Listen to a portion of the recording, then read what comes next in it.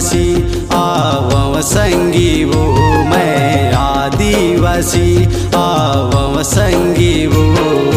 जंगल पहाड़ में रह के संगी, जल जंगल जमीन के सेवा करया, मैं आदिवासी आवं संगी वो, मैं आदिवासी आवं संगी वो।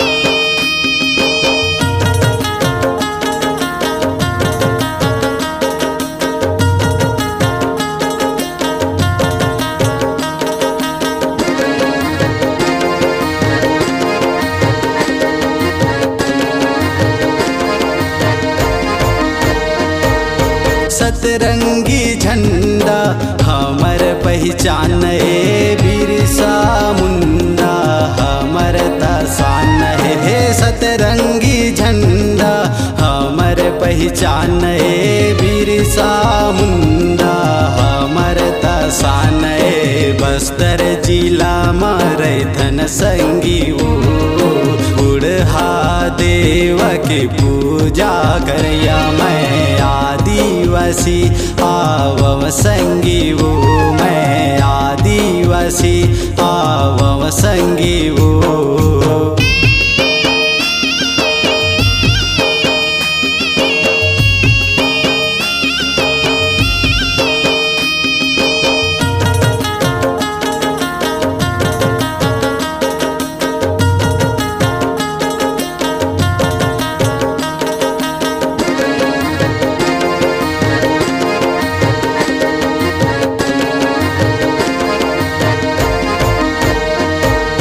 खेती किसानी हमर त काम है, महानदी के पानी चारों धाम है।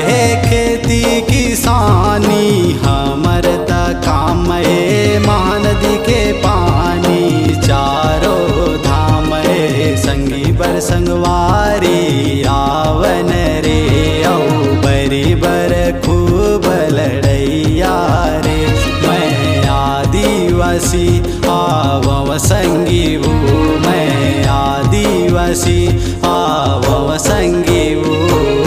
जंगल पहाड़ में रह के संगी, जल जंगल जमीन के सेवा करया, मैं आदिवासी आवं संगी वो, मैं आदिवासी आवं संगी वो।